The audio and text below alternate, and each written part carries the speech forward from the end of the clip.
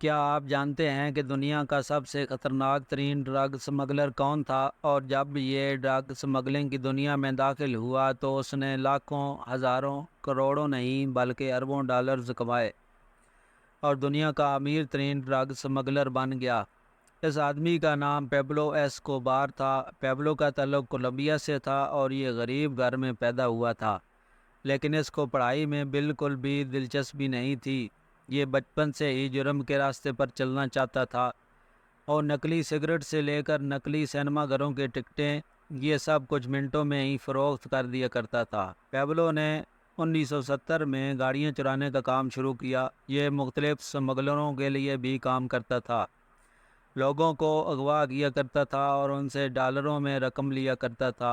اس کے بعد اس نے منشیات کی دنیا میں قدم رکھ دیا اور چرس، شراب، کوکین سمیت دوسری ممنوعہ منشیات کو امریکہ سمیت پوری دنیا میں اس نے پیش کرنا شروع کر دیا۔ 1970 کے شروعات میں ہی کولمبیا کوکین کی ایک بہت بڑی منڈی بن کر ابھرا۔ پیبلو جیسے کئی اور بھی لوگ تھے جو کوکین کا کاروبار کیا کرتے تھے۔ کوکین کی اس بڑھتی ہوئی مانگ کی وجہ سے کولمبیا میں موجود کوکین بیچنے والوں کو بہت فائدہ پہنچنے لگا۔ پیبلو نے کوکین کو امریکہ سمگل کرنے کے نئے نئے طریقے دریافت کیے۔ اس نے بہاماس کے سمندری علاقے میں ایک شپمنٹ پوائنٹ کھول لیا اور اسی کے ساتھ ساتھ اس نے اپنے پارٹنر کو اپنے ساتھ ملا لیا۔ یہ جزیرہ امریکی ریاست فلوریڈا سے 350 کلومیٹر دور تھا۔ پیبلو اسی راستے سے امریکہ میں کوکین کو سمگل کرنے لگا۔ دیکھتے ہی دیکھتے چند سالوں میں پیبلو امریکہ کا سب سے بڑا سمگلر بن گیا۔ 1975 میں کولمبیا کے سب سے بڑے ڈرگ سمگلر کو قتل کر دیا گیا۔ کہا جاتا ہے کہ اس کو پیبلو نے ہی قتل کروایا تھا۔ قتل کروانے کے بعد پیبلو نے ایک ویئر ہاؤس بنا لیا تھا جس میں وہ کوکین کو اکٹھا کیا کرتا تھا۔ اسی سٹور سے کوکین امریکہ کی ریاست فلوریڈا میں سمگل کرتا تھا۔ 1982 میں پیبلو سیاست میں داخل ہو گیا اور کولمبیا کی کانگریس کا ممبر بن گیا، لیکن اس کے مکروہ دھندے سے کمائی گئی دولت کا آہستہ آہستہ لوگوں کو پتہ چلنا شروع ہو گیا اور 2 سال کے بعد اس کو کانگریس سے علیحدہ ہونا پڑا۔ اس کے خلاف جس منسٹر نے کمپین چلائی اس کو بھی بعد میں پیبلو نے قتل کروا دیا۔ اس کا خواب کولمبیا کا صدر بننا تھا، لیکن جب اس کو احساس ہوا کہ وہ ایسا نہیں کر پائے گا تو نے کولمبیا کی سیاست کو ہلا کر رکھ دیا۔ اس نے کولمبیا کے 3 صدارتی امیدواروں کا قتل کروا دیا۔ کولمبیا کے اٹارنی جنرل کو بھی اس نے قتل کروایا۔ تقریباً 1000 سے زیادہ کولمبیا کی پولیس کے اہلکاروں کے قتل کا ذمہ بھی پیبلو پر تھا۔ اس کے اپنے بیٹے کے مطابق پیبلو نے تقریباً 3 سے 4 ہزار لوگوں کا قتل کروایا۔ پیبلو کی دلچسپ بات یہ تھی کہ وہ غریبوں میں بے شمار دولت تقسیم کیا کرتا تھا، جس سے غریبوں کے دل میں اس کے لیے بہت سی عزت تھی۔ لیکن آہستہ آہستہ لوگوں کو اس کی اصلیت اور اس کے اصل دھندے کا پتہ چلنا شروع ہو گیا۔ ایک وقت تھا جب پیبلو دنیا کے 10 امیر ترین لوگوں میں سے ایک بن گیا تھا۔ ایک اندازے کے مطابق 1985 میں پیبلو کی دولت تقریباً 30 ارب ڈالر تک پہنچ چکی تھی۔ یہ تقریباً ایک دن میں امریکہ میں 500 ملین ڈالرز کی کوکین کیش میں سمگل کیا کرتا تھا۔ روزانہ کا اتنا زیادہ کیش آتا تھا کہ ویئر ہاؤس میں پڑے ہوئے اس کے اربوں ڈالرز کو چوہے کتر کتر کر کھا جایا کرتے تھے، کیونکہ وہ ساری کی ساری بلیک منی تھی جس کو نہ تو وہ بینکوں میں رکھوا سکتا تھا اور نہ ہی کسی قابل اعتماد شخص کے پاس۔ ایک دفعہ پیبلو اور اس کی بیٹی ایک جنگل میں سیر کے لیے رک گئے اور ان کے پاس آگ جلانے کے لیے لکڑیاں ختم ہو گئی۔ اس کی بیٹی کو اس وقت سردی لگ رہی تھی۔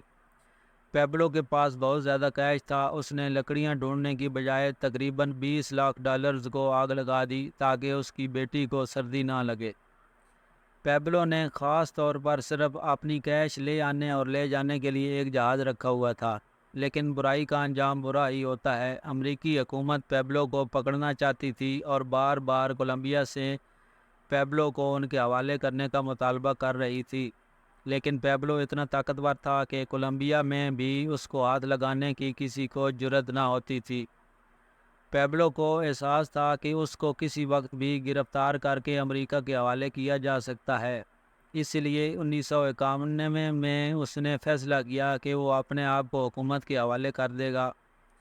لیکن اس نے یہ شرط رکھی کہ اس کو کسی بھی صورت امریکہ کے حوالے نہیں کیا جائے گا، بلکہ اس کی شرط کے مطابق جو پیبلو نے ان کے سامنے رکھی تھی کہ وہ اپنی جیل خود تعمیر کرے گا۔ لہذا پیبلو نے اپنی جیل خود تعمیر کروائی، جو کسی محل سے کم نہیں تھی۔ محل نما جیل میں عالیشان طریقے سے رہنے کے باوجود اس کی مجرمانہ سوچ ختم نہیں ہو سکی، اور یہ اسی جیل میں بیٹھ کر لوگوں کو قتل کروانے اور سمگل کرنے کا کام کرتا رہا۔ وقت گزرتا گیا اور ایک دن ایسا آیا کہ اس عالی شان جیل سے فرار ہونے میں پیبلو کامیاب ہو گیا۔ اس کو پکڑنے کے لیے امریکی اور کولمبیا کی حکومت نے مل کر ایک ٹیم بنائی، جس میں امریکہ کی خفیہ ایجنسی FBI کے کچھ اہلکار اور کولمبیا کی خفیہ ایجنسی کے لوگ بھی شامل تھے۔ آخرکار 16 مہینے کی شدید تلاش کے بعد دسمبر 1993 کو اس ٹیم نے پیبلو کے ٹھکانے کا سراغ لگا لیا۔ پیبلو کے بھائیوں اور بیٹے کے مطابق اس نے خودکشی کی تھی۔ اس کے بھائیوں کا کہنا تھا کہ پیبلو نے پولیس کے آ جانے پر اپنے آپ کو کان پر گولی رکھ کر مار لیا تھا۔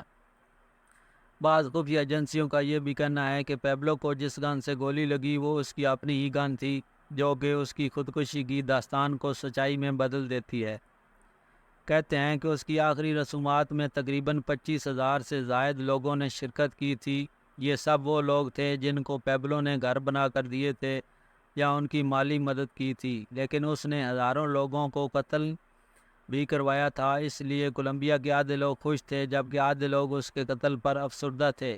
پیبلو کا خاص ساتھی اور شوٹر پولیس کے سامنے پہلے ہی اپنا جرم قبول کر چکا تھا۔ اس نے پولیس کی حراست میں آ کر 200 سے زائد افراد کو قتل کرنے کا اعتراف بھی کیا، جس کے بعد اس کو 24 سال قید کی سزا سنائی گئی۔ کیونکہ کولمبیا میں سزائے موت کا کوئی قانون موجود نہیں ہے، اس کی فیملی میں ایک بیٹا اور ایک بیٹی ہیں، جو اس کی زندگی میں ہی اس سے ناطہ توڑ کر جرمنی چلے گئے تھے۔